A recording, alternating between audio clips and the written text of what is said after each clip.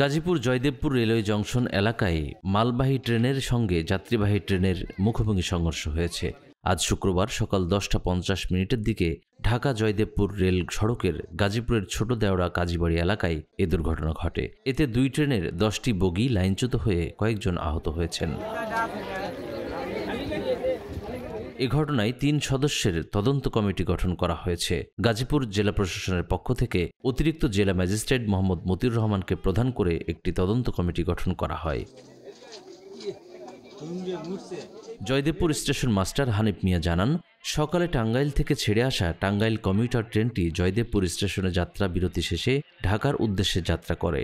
ট্রেনটি স্টেশন থেকে ছেড়ে আউটার সিগন্যালে পৌঁছানোর পর লাইন ক্রসিং করার সময় বিপরীত দিক থেকে আসা একটি মালবাহী ট্রেনের সঙ্গে মুখোমুখি সংঘর্ষের ঘটনা ঘটে।